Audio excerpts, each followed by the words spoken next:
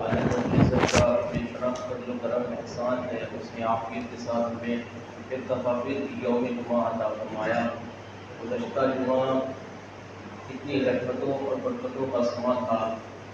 کیا حضور اور مقدس مہینہ ہمارے درمیان جمع دوا تھا، لیکن آج وہ مقدس مہینہ ہم سے رخصت ہو چکا اور رمضان مبارک سے گزر کر ہم شوال محرم تک آ گئے۔ جانے ہماری زندگی وفا کر سکے گی یا نہ کر سکے گی، بس یہ دعا اتنی ہے مولا عز و جل ان سال جو رمضان گزرا اسی رمضان میں بخشے جانے والوں میں ہمارا بھی نام شمار کروا لے۔ اور یہ ہمارا عاجزہ ہے، ہم رمضان سے اپنی محبت کا اظہار بھی کرتے ہیں۔ یہ رمضان تیرے آنے سے ہمیں ذوق عبادت بڑھا تھا، اے رمضان تیرے آنے سے ہم اپنی نگاہوں کی حفاظت کرنے والے بن گئے تھے، اے رمضان تیرے آنے سے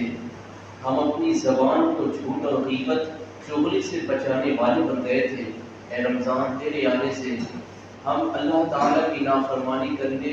سے بچنے والے بن گئے تھے، اے رمضان تیرے آنے سے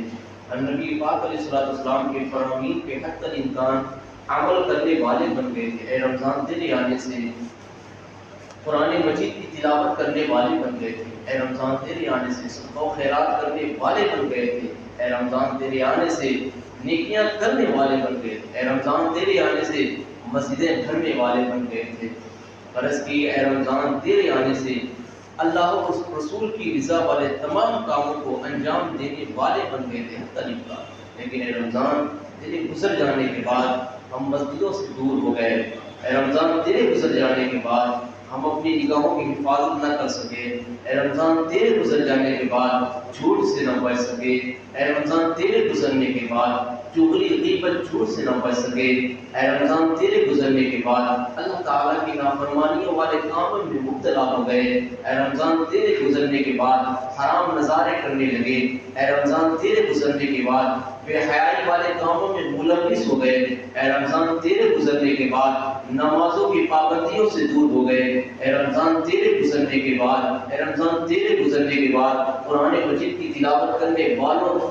قرآن مجید کی تلاوت کرنے سے دور ہو گئے۔ غرض کی اے رمضان تیرے گزرنے کے بعد اے رمضان اللہ اور رسول کی رضا والے تمام کاموں کو حد الامکان کرنے سے دور ہو گئے، اے رمضان تو کیا گیا تمام بہاریں چلی گئی، اے رمضان تو کیا گیا کہ ہمارے اندر جو ذوق عبادت پڑا تھا، جو شوق عبادت پڑا تھا، جو جذبہ عبادت پڑا تھا، اے رمضان تیرے جانے کے بعد چلا گیا۔ عزیزان گرامی، واقعی میں آپ اپنے محلے کی مسجد، دیگر اپنے محلے کے اپنے گھروں کے حالات کو دیکھیں، مسجدوں کو دیکھیں کہ رمضان المبارک کے مقدس مہینے میں کیا سما تھا، کیا ماحول تھے، اور آج کیا حالات ہیں، کیا ماحول ہیں۔ ایک جملہ ہے جو میرے ذہن میں آیا کہ بارہا ایسا ہوتا ہے لیکن خاص یہ بات ہو رہی کہ 2 دفعہ مسجد میں آنے کے بعد 2 مرتبہ ایک ہی سوال ذہن میں آتا ہے کہ کہاں نماز پڑھیں۔ یہ کہاں نماز پڑھیں 2 پہلو میں دیکھیں کیسے آتا ہے۔ 2 مرتبہ مسجد میں آنے پر ذہن میں ایک سوال آتا ہے کہ کہاں نماز پڑھیں۔ پہلا یہ، ایک رمضان مبارک کو جب مسجد میں آئے تو سوال ذہن میں آتا ہے کہ آپ کہاں نماز پڑھیں۔ اس کی وجہ یہ ہوتی ہے کہ نمازی اتنے ہوتے ہیں، اتنے نمازی ہوتے ہیں کہ جگہ کم پڑی ہوئی ہوتی ہے، جگہ تنگ ہو جاتی ہے۔ اس وقت یہ ذہن میں سوال آتا ہے یار جگہ نہیں، کہاں نماز پڑھیں، کہاں نماز پڑھیں۔ لیکن عزیزان گرامی، اسی کا پلٹ یکم شوال المکرم جس کو عید کا دن کہا جاتا ہے، اس دن اگر مسجد میں آئیں تو بھی یہی سوال ذہن میں آتا ہے کہاں نماز پڑھیں، کیونکہ اس دن مسجدوں میں نمازی اتنے کم ہوتے ہیں کہ مسجد میں جگہ بے شمار ہوتی ہے۔ تو اس وقت بھی یہ ذہن میں سوال آتا ہے ادھر نماز پڑھیں کہ ادھر نماز پڑھیں، کہاں نماز پڑھیں۔ یہی سوال 2 مرتبہ آتا ہے، لیکن دونوں کا مطلب ایک دوسرے سے جدا کرنا ہے۔ ایک رمضان میں اس لیے کہ جگہ نہیں ہوتی، اور شوال میں اس لیے کہ جگہ بہت ہوتی ہے، کہاں نماز پڑھیں۔ اور وہی حال چل رہے عزیزان گرامی اس وقت کہ ہم کہاں نماز پڑھیں۔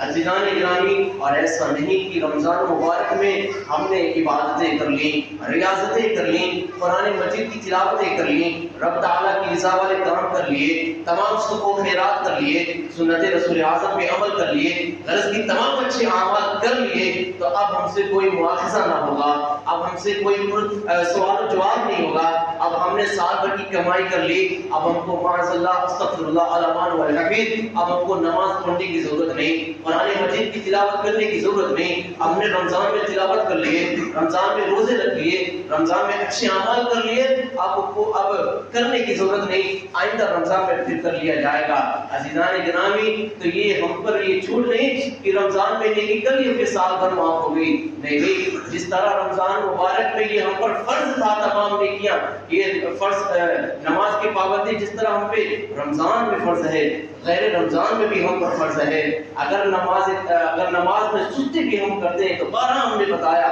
نماز چھوڑنے کی تو بہت بڑی بات ہے، نماز سستی کے ساتھ پڑھنے پر بھی عذاب الہی کا باعث بن سکتا۔ تو عزیزان گرامی، جس دن سے رمضان گزرا اس کے بعد سے ہم نے کتنی مرتبہ نماز ادا فرمائی ہے، میں اور آپ اپنا محاسبہ کریں، صرف محاسبہ کریں، اپنا کسی اور کا گریبان میں نہیں جھانکیں، صرف اپنا محاسبہ کریں کہ رمضان کے گزر جانے کے بعد ہم نے کتنی مرتبہ قرآن مجید کی تلاوت کی ہے، رمضان کے گزر جانے کے بعد ہم نے کتنی مرتبہ رب کی رضا والے کام کیے ہیں، رمضان کے گزر جانے کے بعد ہم نے کتنی مرتبہ نبی کی سنتوں پہ عمل کیا، رمضان کے گزر جانے کے بعد ہم نے کتنی مرتبہ آقا علیہ السلام کے فرامین پہ عمل کیا۔ ہم اپنا محاسبہ کریں، ہر کوئی اپنا محاسبہ کرے، اور اگر ہمارے محاسبے میں یہ بات اخذ ہوتی ہے، اللہ کی پناہ رمضان کے گزر جانے کے بعد ہماری کوئی نماز ادا نہ ہوئی، رمضان کے گزر جانے کے بعد قرآن کی ایک آیت کی تلاوت بھی ہم نے نہ کی، رمضان کے گزر جانے کے بعد ہم نے اللہ اور رسول کی رضا والے کوئی کام نہ کیے، تو عزیزان گرامی، اس سے بڑا کم نصیب کون ہو سکتا ہے؟ پھر وہی شخص اللہ کی رحمت سے محروم ہوگا۔ اور پھر اگر یہ ہم کہیں یار ہم پہ مصیبتیں پریشانیاں آتی ہیں، تو پھر تو یہ اپنے ہی کرتوتوں کا نتیجہ ہے۔ اور دیکھیں بات آگے، دیکھیں عزیزان گرامی، بات جو کرنے والا تھا وہ یہ،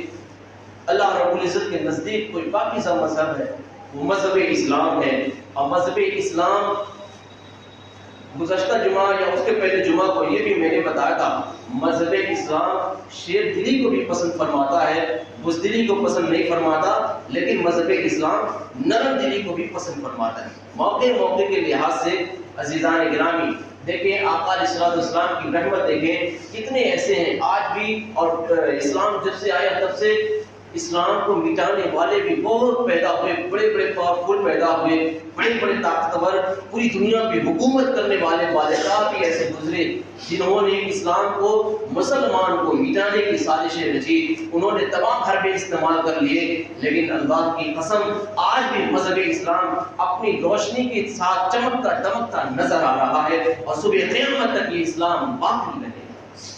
عزیزان کرام، دیکھیں آقا علیہ السلام، یہ بھی بات آتی ہے کہ جتنے لوگوں نے آقا علیہ السلام کے معجزات کو دیکھ کر اسلام قبول کیا، اس سے کئی گنا زیادہ کردار مصطفیٰ کو دیکھ کر لوگوں نے اسلام قبول کیا۔ معجزات دیکھ کر جتنے اسلام قبول نہ کیے، کردار مصطفیٰ دیکھ کر بہت سارے لوگ اسلام قبول کر لیے۔ یعنی اگر آج بھی ہم، اس کے بعد بھی بہت سارے بزرگوں کی ایسی تاریخ گزری ہے، انہوں نے اپنے کردار کو کردار مصطفی کے سانچے میں ڈھال لیا، انہوں نے سنت مصطفی کے سانچے میں ڈھال لیا، انہوں نے اپنی زندگی شریعت مصطفی کے دائرے میں رہ کر ایسے گزاری، وہ صرف شریعت مصطفی کے دائرے میں رہ کر انہوں نے زندگی کیا گزاری کہ ان کے ہاتھ پر کئی معبودان باطلہ کی عبادت کرنے والوں نے مذہب اسلام قبول کر کر ایک واحد خدا کی عبادت کرنے والے بن گئے۔ بہت سارے ایسے اللہ کے نیک بندے گزرے، بہت ایسے بزرگ گزرے جنہوں نے نبی کی سنتوں پہ عمل کیا، جنہوں نے شریعت مصطفی پہ عمل کیا، ان کو ایسا مقام اللہ نے عطا فرمایا کہ ان کے ہاتھ پر بڑے کافروں نے اسلام قبول کر لیا، وقت کے بادشاہوں نے اسلام قبول کر لیا، وقت کے حکمرانوں نے اسلام قبول کر لیا۔ اور یہ مذہب کسی زور کے بل پہ نہیں پھیلتا، اوزار کے بل پر نہیں پھیلتا، کہ کردار مصطفی کے آئینے میں مذہب اسلام شروع سے پھیلتا نظر آ رہا ہے اور قیامت تک اسی کے آئین میں مذہب اسلام پھیلتا نظر آئے گا۔ اسلام کی فطرت میں قدرت نے لچک دی ہے کہ اتنا ہی ابھرے گا جتنا اسے دباؤ گے۔ آقا نے ایک یہودی عالم تھا، اس نے کہا اچھا ایک بات یہ بھی شاید آپ بھی جانتے ہو تو پختہ کر لیں کہ ہم جتنا قرآن و حدیث کو پڑھتے ہیں اس سے کئی گنا زیادہ قرآن و حدیث کو یہودی پڑھتے ہیں۔ ہم سے زیادہ قرآن و حدیث کا مطالعہ کرنے والے یہودی ہیں۔ عزیزان گرامی، آج بھی جامعہ ازہر مصر میں بڑے بڑے یہودی تعلیم حاصل کرتے ہیں، حتیٰ کہ کتنے تو ایسے ہیں جو وہاں پہ استاد کی حیثیت رکھتے ہیں۔ آئے بات دیکھیں، آقا علیہ السلام کی سیرت کو ایک یہودی پڑھ رہا تھا، تو ہوا یہ کہ اس نے اسلام قبول کیا، اس کے اسلام قبول کرنے کا شہرہ ہوا۔ لوگوں نے پوچھا آخر تم تو اسلام کے دشمن تھے، تم نے اسلام کیوں قبول کر لیا؟ کیا وجہ تھی، کیا سبب تھا کہ تم نے اسلام قبول کر لیا؟ جس مذہب کو تم مٹانے کی بات کرتے تھے آج اس مذہب کے ماننے والے بن گئے، کیا وجہ تھی، کیا سبب تھا کہ تم مذہب اسلام قبول کر لیے؟ اس نے کہا بات دراصل یہ ہے کہ میں پیغمبر اسلام کی تاریخ کو پڑھ رہا تھا، سیرت کو پڑھ رہا تھا، تو ایک پھر میں اس نقطے پہ پہنچا، اس حسین نقطے پہ پہنچا، یہیں پہ میرا دل بدل گیا۔ لوگوں نے پوچھا وہ کون سا نقطہ تھا، وہ کون سا واقعہ تھا کہ تم نے مذہب اسلام قبول کر لیا؟ اس نے کہا میں نے تاریخ پڑھی، اس تاریخ میں یہ تھا کہ ایک صحابی بارگاہ رسالت علیہ السلام میں حاضر ہوتے ہیں، عرض کرتے ہیں یا رسول اللہ میرا بچہ غائب ہو گیا ہے، 3 دن سے آقا میرا بچہ نہیں مل رہا ہے، یا رسول اللہ میرا بچہ کہاں ہے؟ عزیزان گرامی، اتنا کہنا تھا، وہ بارگاہ مصطفیٰ علیہ السلام میں یہ عریضہ پیش کر رہے تھے، اتنے میں ایک صحابی اور آتے ہیں، عرض کرتے ہیں یا رسول اللہ میں نے فلاں کے بچے کو فلاں باغ میں ٹہلتے دیکھا ہے فلاں کے بچوں کے ساتھ، وہاں پہ کئی بچے ہیں، انہی بچوں میں میں نے اس کے بچے کو دیکھا ہے۔ اور جب اس صحابی نے جس کا بچہ غائب تھا، جب انہوں نے یہ سنا کہ میرا بچہ فلاں باغ میں ٹہل رہا ہے، گھوم رہا ہے، کھیل رہا ہے، تو یہ برجستہ اور بے خواب ہو کر اس باغ کی طرف جانے لگے۔ اب جب جانے لگے بے تحاشا اٹھ کر، تو آقا علیہ السلام نے ندا فرمایا کہاں جا رہے ہو؟ انہوں نے عرض کیا یا رسول اللہ اپنے بیٹے سے ملنے جا رہا ہوں، 3 روز کے بعد یا رسول اللہ میرے بیٹے کا پتہ معلوم ہوا ہے، آج اپنے بیٹے سے ملنے جا رہا ہوں۔ آقا نے فرمایا سنو جب اپنے بیٹے سے ملو گے تو کیا کہو گے؟ انہوں نے کہا یا رسول اللہ میرا بیٹا ہے، اس کو بیٹا ہی کہہ کر ملوں گا۔ آقا نے فرمایا نہیں، اسے بیٹا نہیں کہنا، بلکہ جب تم اس سے ملنے جانا تو اس کا نام لے کر اسے تم پکارنا۔ اب وہ صحابی رسول عرض کرنے لگے یا رسول اللہ میرا بیٹا ہے، میرا بچہ ہے، میری اولاد ہے، یا رسول اللہ میں کیوں نہ بیٹا کہوں، یا رسول اللہ میں نام لے کر کیوں پکاروں؟ تو آقا نے فرمایا دراصل بات یہ ہے 3 روز تک تم اپنے بچے سے نہیں ملے، 3 روز تک تمہارا بچہ غائب رہا، آج جب تم اپنے بچے سے ملو گے تو اس وقت محبت کا عالم ایسا ہوگا کہ کوئی اس کا اندازہ بیان نہیں کر سکتا۔ جب تم اپنے بچے سے ملو گے اس وقت اس پیار و محبت کی کیفیت کا عالم کیا ہوگا اور کوئی نہیں سمجھ سکتا۔ اور جس باغ میں تمہارا بچہ کھیل رہا ہے وہاں یتیم بچے بھی کھیل رہے ہیں، ممکن ہے کہ وہاں یتیم بچے بھی کھیل رہے ہوں، اور جب تم اپنے بچے کو بیٹا کہہ کر اس سے پیار کرو گے، اس سے گلے ملو گے، اس کی پیشانی کا بوسہ دو گے، تو وہاں جو یتیم بچے ہوں گے وہ حسرت کریں گے کاش ہمارا بھی باپ زندہ ہوتا، ہم سے ایسے پیار کرتا، کاش ہمارا باپ ہوتا وہ بھی ہم سے ایسے لاڈ کرتا۔ اے میرے صحابی کہیں ایسا نہ ہو وہ بچے احساس کمتری کا شکار ہو جائیں، کہیں ایسا نہ ہو ان بچوں کا دل ٹوٹ جائے، اس لیے اے میرے صحابہ تم اپنے بچے کو وہاں نام لے کر پکارنا، اور جب گھر پہنچ جانا وہاں اپنی محبت کا اظہار کرنا۔ تو اس یہودی نے کہا میں نے جب میں نے اس واقعے کو پڑھا، جب اس گنڈور واقعے کو پڑھا تو میرا دل جھوم اٹھا اور میں نے رحمت مصطفیٰ علیہ السلام پہ اپنی جان قربان کر دی۔ میں تصور میں سوچنے لگا ارے جب جو نبی اپنے امتیوں کے یتیموں پر اتنا شفقت فرماتے ہیں، جب اپنی امتیوں پر وہ نبی اتنا مہربان فرماتے ہیں، تو کیوں نہ ہم بھی مذہب اسلام کو قبول فرما کر ان کے سچے عاشقوں میں شامل ہو جائیں۔ اس لیے میں نے یہودی مذہب کو چھوڑ کر ہمیشہ کے لیے مذہب اسلام قبول کر لیا ہے۔ کوئی یہاں پہ زور زبردستی نہیں تھی، نہ کسی نے کہا تھا مذہب اسلام قبول کر لے، نہیں، بلکہ وہ سوانح مصطفیٰ کو پڑھ رہا تھا، سیرت مصطفیٰ کو پڑھ رہا تھا، اس کی برکت سے اللہ رب العزت نے اسے اسلام کی دولت عطا فرما دی۔ اسی طرح ایک اور بھی یہودی عالم کی بات آتی ہے، بہت بڑا عالم تھا، اس کے حوالے سے یوں آتا ہے کہ اس نے کہا کہ ہر مذہب والے کہتے ہیں میرا مذہب سچا ہے، میرا دین سچا ہے، میرا دین سچا ہے، آخر سچا ہے کون سا مذہب سچا ہے؟ اس نے کہا کہ ہر مذہب میں تقریباً ان کی ایک آسمانی کتاب ہے، لائیں اگر ان کی آسمانی کتابیں محفوظ رہیں گی جس مذہب کی، تو اس سے پتہ چل جائے گا کہ وہ مذہب سچا ہے، وہ مذہب حق ہے، وہی مذہب حق ہے۔ عزیزان گرامی، تو اس یہودی نے کیا کیا؟ وہ زبور لیتا ہے، انجیل لیتا ہے، تورات لیتا ہے، ان تینوں کتابوں میں وہ کتابیں ایک زبور لیتا ہے، اس کے بعد اس نے اپنے اعتبار سے زبور لکھی، اپنے ہاتھ سے اس نے زبور لکھی، تو کہیں اس نے تبدیلی کر دی، کہیں اپنے اعتبار سے اس نے لکھ دیا۔ حاصل کلام یہ کہ جو زبور میں جو کچھ تھا اس نے رد و بدل کر کے اپنے طرف سے زبور لکھ کر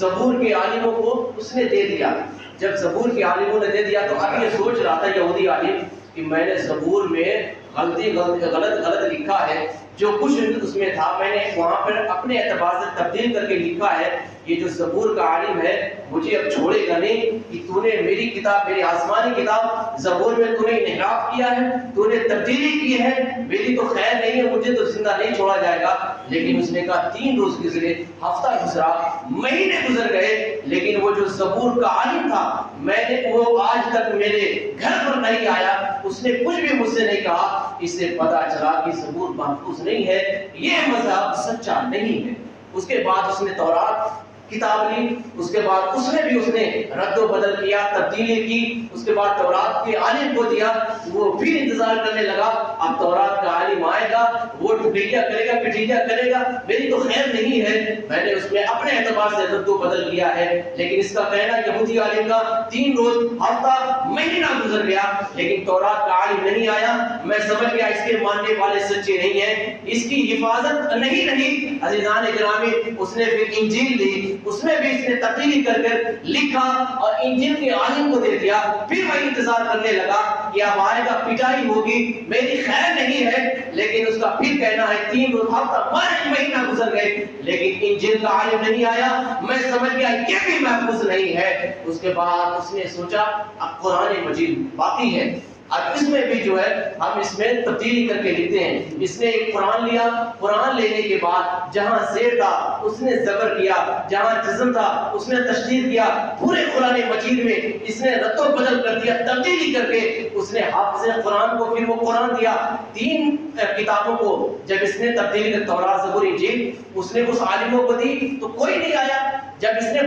تینوں میں انتظار کرا تھا، لیکن جب قرآن لکھ کے دیا تو اب یہ مطمئن تھا بھائی جب یہ تینوں لوگ نہیں آئے، تینوں عالم نہیں آئے، زبور، تورات، انجیل کے عالم جب نہیں آئے، یہ بھی نہیں آئے گا، اس میں انتظار نہیں کر رہا تھا۔ حافظ قرآن کو جو اس نے رد و بدل قرآن کر کے لکھا تھا، حافظ قرآن کو اس نے قرآن دے دیا، کہا حافظ صاحب اس قرآن کو، اس نسخے کو میں نے لکھا ہے، ذرا آپ مطالعہ فرمائیں اور پھر میری رہنمائی فرمائیں۔ عزیزان گرامی، ابھی یہ قرآن دے کر ابھی گھر پہنچ رہا ہے، ابھی یہ دل میں سوچ رہا ہے یہ بھی آنے کو نہیں ہے، مطمئن ہو کے بیٹھا تھا کہ اس کے دروازے پہ دستک ہونے لگی، اور اس کے بعد جب یہ دروازہ کھولتا ہے تو حافظ قرآن کہتے ہیں اے ظالم یہ تو نے کیا کیا ہے، قرآن مجید میں تو نے تبدیلی کی ہے، جہاں زیر تھا تو نے زبر کر دیا، جہاں زبر تھا تو نے زیر کر دیا، جہاں تشدید تھی وہاں جزم کر دیا، جہاں جزم تھا تو نے تشدید کر دیا، تو نے قرآن مجید میں رد و بدل کیوں کیا، تو نے قرآن مجید کی توہین کیوں کی ہے، تو نے قرآن مجید میں تبدیلی کیوں کی ہے۔ اس نے کہا دراصل بات یہ ہے حافظ صاحب، میں مذہب اسلام میں تمام مذاہب کو تحقیق کر رہا تھا کہ کون سا مذہب سچا ہے، تو میں نے آسمانی کتابوں کو اپنے ہاتھوں سے لکھنا شروع کیا، اور میں اس گمان میں تھا جو کتاب آسمانی محفوظ رہے گی وہی مذہب سچا رہے گا، تو میں نے زبور لکھی، تورات لکھی، انجیل لکھی، اس میں بھی میں نے تبدیلی کر کے لکھا، ان عالموں کو میں نے دیا، لیکن ان عالموں میں سے کوئی نہیں آیا، تو میں سمجھ گیا ان میں سے کوئی محفوظ نہیں ہے، ان میں سے اپنا دعویٰ کرنے والا کوئی سچا نہیں ہے۔ لیکن چوتھی کتاب قرآن مجید میں بھی میں نے تبدیلی کر کے لکھی، لیکن آپ آ گئے، یعنی اس بات سے ثابت ہوا کہ آج بھی قرآن مجید 1400 برس پہلے جو نازل ہوا تھا اسی شکل و صورت میں آج بھی مذہب، آج بھی قرآن موجود ہے، آج بھی قرآن مجید کی حفاظت ہے۔ تو جب قرآن مجید محفوظ ہے تو اس سے یہ ثابت ہو گیا کہ مذہب اسلام بھی سچا دین ہے اور اس کے علاوہ کوئی سچا مذہب نہیں۔ تو اس نے بھی کہا آپ صاحب مجھے بھی کلمہ پڑھائیں اور مذہب اسلام میں داخل کر لیں۔ اس نے بھی کلمہ طیبہ پڑھا اور مذہب اسلام میں ہمیشہ کے لیے داخل ہو گیا۔ تو عزیزان اکرامی، یہاں بھی کوئی تبلیغ تھی؟ یہاں بھی کسی نے کہا تھا کہ ہمارا مذہب ایسا پاکیزہ مذہب ہے، ایسا بہترین مذہب ہے، آؤ ہمارا مذہب قبول کر لو؟ کسی نے نہیں کہا، بس وہ تو تحقیق کر رہا تھا، لیکن اس تحقیق کی بنا پر اللہ رب العزت نے اسے بھی مذہب اسلام قبول کرنے کی توفیق عطا فرما دی۔ عزیزان اکرامی، جب بھی آپ کا کوئی دوست ہو، یہاں اس کا مطلب یہ بھی نہیں کہ ہم نہ کریں، ہم اپنی وسعت کے اعتبار سے، اپنی اوقات، اپنی حیثیت کے اعتبار سے اپنے سچے مذہب حق مذہب کی تبلیغ کریں اپنے اعتبار سے۔ ایسا نہیں گھر بار چھوڑ کے ہم کو میدان میں چلے جانا ہے تلوار لے کر کہ تبلیغ کرنے، نہیں، اپنے اعتبار سے۔ اگر کوئی غیر مسلم، نان مسلم اگر اچھا دوست ہو، حالانکہ ہونا تو نہیں چاہیے، لیکن حالات کے اعتبار سے اگر کسی نے بنا رکھا ہو تو عزیزان گرامی اس کو اپنے نبی کا فرمان سنائیں، اسے مذہب اسلام کی حقانیت بتائیں، اس اعتبار سے، اس دل کی نیت سے کہ اللہ کرے یہ جو میں بات بتا رہا، یہ جو میں اپنے نبی کا فرمان بتا رہا، اس کی برکت سے اللہ رب العزت اس کے دل کو پھیر دے اور یہ حقیقی معنوں میں روحانی طور پر بھی میرا دوست ہو جائے، یہ میرا اسلامی بھائی ہو جائے، یعنی یہ بھی مذہب اسلام قبول کر کے مسلمان بن جائے۔ تو کوشش کریں ہم اپنے اعتبار سے، لیکن ہم کب اپنے نبی کی سیرت دوسروں کے سامنے بیان کریں گے؟ ہم کب اپنے نبی کے فرمان کو دوسروں کے سامنے بیان کریں گے؟ جب ہم خود تو مطالعہ کریں گے جبھی تو نا، جب ہم خود پڑھیں گے جبھی تو دوسروں کو بتائیں گے۔ کوشش کریں جہاں تک ہو سکے جو آقا نے 1400 برس پہلے فرمایا آج ہو رہا، ایسے فرمان آقا علیہ السلام کے لوگوں کے، اپنے دوستوں کے سامنے بیان کریں۔ انشاءاللہ اللہ نے چاہا تو آپ کی اس کاوش کی بنا پر کسی ایک نے بھی مذہب اسلام قبول کر لیا، زور زبردستی نہیں، اپنے پیار سے، اخلاص کے ساتھ، محبت کے ساتھ اپنے نبی کی بات ان تک پہنچائیں۔ انشاءاللہ اللہ نے چاہا تو آپ کی کوشش کی برکت سے اگر اس کو اللہ نے اسلام کی دولت سے نواز دیا تو یہی آپ کے لیے، بلکہ اللہ نے چاہا تو آپ کے اہل خانہ کے لیے، ہمارے اہل خانہ کے لیے بخشش اور نجات کا باعث، ذریعہ، سبب بن سکتا ہے۔ اللہ رب العزت کہنے سننے سے زیادہ مجھے بھی آپ تمام کو عمل کی توفیق عطا فرمائے۔ آج سے پہلے دوران گفتگو قصداً صبر میری زبان سے کوئی بھی کفریہ کلمات و فعل میں تمام سے سچی توبہ کرتا ہوں، میرا رب میری توبہ قبول فرمائے۔ استغفر اللہ ربی من کل ذنب واتوب الیہ، کلمہ طیبہ پڑھ دیں، لا الہ الا اللہ محمد رسول اللہ۔ جو سنت نہیں پڑھے پڑھ